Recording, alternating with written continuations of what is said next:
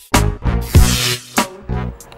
up, y'all? This is Jamar Riley, local New Orleans comedian, CEO and founder of Comedy Through Comedy Magazine, and I'm here with Mr. Comedy doing another New Orleans local comedian, Mr. Mario P. What up, P? Comedy Through Comedy. What's good? Mario P. What's good, Mario? First question I want to ask you is, how long you been doing comedy? I've been doing comedy about 3 years, 3.5 years. It's real great for me. It's more than just comedy. It's a way of life, period. It's helping me out with a whole lot of stuff. That's what's up, man. And what made you say to yourself, man, I want to do comedy? Something drastic happened in my life. A lot of bad stuff happened in your life that leads you into good paths, good pastures, good ways. You know, basically, there was a lot going on. You know, with some personal family problems. I would say family problems, but something happened to my little brother. Called life sentence. I was in between left and right. I didn't know which way to go. And I wouldn't say it fell in my lap. I just feel like God and time will go together like peanut butter and jelly. That's what's up, man. I feel you, man. That's what's up, man. Now, you are the founder of Comedy Goon. Comedy Goon is a movement. I don't know if people know. You branded Comedy Goon as well as your Ho Out Here and Scary Little Bitch. Where did that come from? Basically, Comedy Goon is I'm more of an urban street comic. You know, I've had a rough past, and comedy was a great way for me to channel my anger. So that's the whole purpose of the Goon, because of the background. Comedy lightens the whole situation. I'm no thug, I'm no criminal. It's just I represent the urban part of comedy. You know, a lot of people. I tell a lot of street jokes. I can go in front of your corporate crowd, but my whole main thing is, you know, getting the story out of the ghetto. You know, the ghetto jokes to the corporate jokes, it don't matter. And the "yo ho ho out here, scary little bitch, please" thing, that's the New Orleans slang originally. We use "ho" with everything, like damn, that girl, she ho fine out here. You know, man, he ugly, ho ugly. You know, New Orleans has a unique slang, a unique language, and it catches everybody like boo coo. That means a lot, and we say some shit like making the block, that means coming around the corner. I'm going to make groceries. That's purchasing food.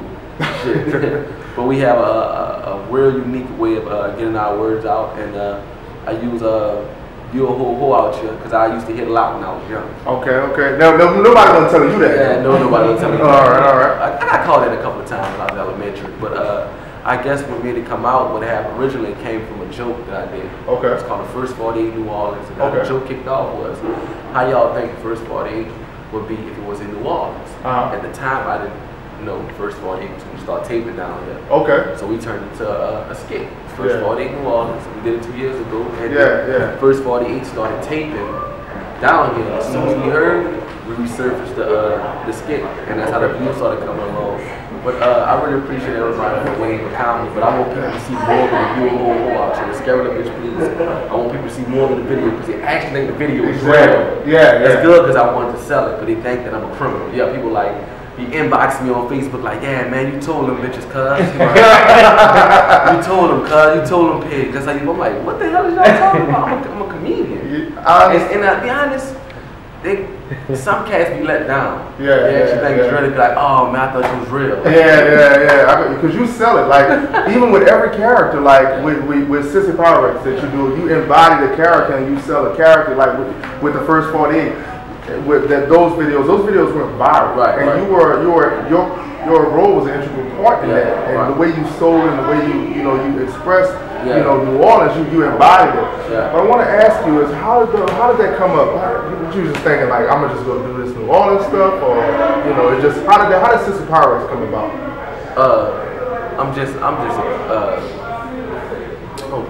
Sissy Pyrex, I have a wild mind. I do, and I think of all type of stuff.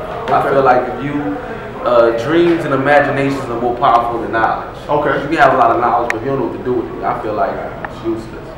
My dreams, my imaginations, with my knowledge, I put all that forth toward my comedy. And as a comedian, you have to be unique. You have to bring shock value. You have to be unpredictable.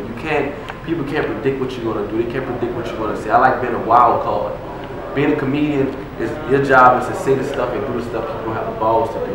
I care about my self-identity. Yeah. As far as like my respect, so I don't try to go too much into that female character. Yeah. I mean, that's called sexual. Yeah, of course. But you know, I don't like a lot of cats lean on that female role because it's easy, and I try to make myself as versatile and marketable as possible by doing multiple roles. Like for instance, like Martin had Sinead, Jamie Foxx had Wanda, and you know, Eddie Murphy. You got the Clump, another professor. Yeah. They don't just know them for those roles because they play so many variety of roles. They don't just know him for the role. Like people don't see me say, "What's up, Sissy Pyrex? Okay. What's up, Miss May?" They be like, "What's up, Mario?" Yeah. Allow you a whole out. Yeah. And that's how. Now let's take this to the comedy since you mentioned comedy and you kind of gave us a structure of comedy. My favorite joke that you do is the joke with Rose on the door, the Titanic. You do the re-scene of the Titanic and you kind of flip it, which you kind of. Like you say, the punchline is unexpected. I wouldn't think of, I wouldn't think of the punchline. My other favorite joke that you do is the Luther Vandross. That always, everybody knows Luther Vandross. You come in with the music, you hit the Luther. Like, how do you structure your comedy? How do you write comedy? Do you just wake up in the morning and say, this is a good idea? Or I could do this on stage? How do you structure your comedy? I don't want to sound like too cocky or arrogant, but I don't own a notepad. Okay, so you're Jay-Z out here. No, I'm not Jay-Z. Everything comes from the heart.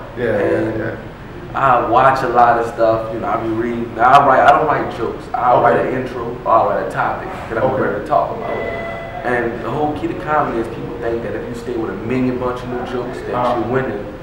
The key to comedy is being universal and always performing. I'm always performing, doing some of the same jokes that you enjoy over and over again. For instance, you can watch Laugh at My Pain and You So Crazy over and over again. And still be funny because they perfected those sets of jokes. So Mario, what kind of advice would you give other comedians out there, and as far as just kind of helping them kind of stay the course, because it's comedy, me being a comedian as well, comedy is hard, man. People get discouraged because you have a good night one night, next night you have a bad night. What do you have to say to other comedians to kind of, stay the course? And, all I can say is this: you get out what you put in.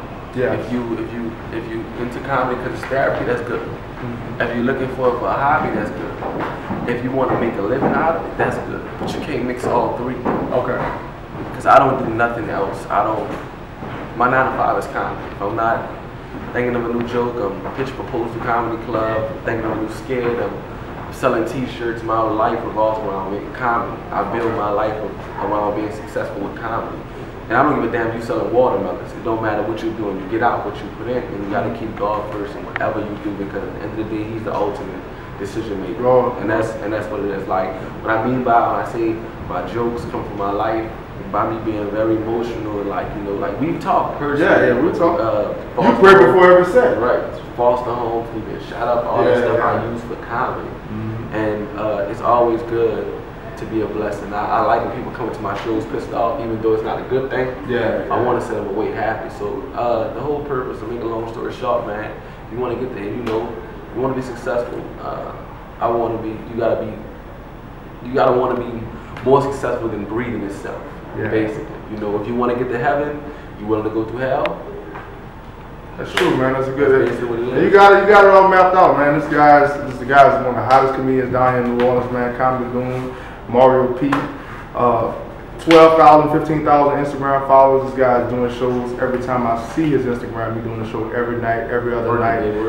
When he had me over there in the 7th Ward trying to get this interview in the first place, and I was like, this dude. He's doing shows wherever. So, you the man, bro. You out here doing it. Bro. Shout out to all the comedy goons, Shirley, Frank White, Mark Caesar, Jabber. Shout out to the whole NOLA comedy scene. People don't understand that we don't have such a huge comedy scene, and we're not popular, but we changing that. We need everybody out there to support NOLA comedy. Because I'm telling y'all gonna miss me when I'm gone. And when I come back, I'm taxing that ass. I'm letting you know now. You're not gonna be able to get the $10 no more. I'm taxing that ass. I'm playing it. It's Mario P, man. Thank y'all for having me. Comedy Through Comedy. The man right here. You heard it here first. This is Comedy Through Comedy, exclusive interview with Mario P. Wow. Thanks, bro.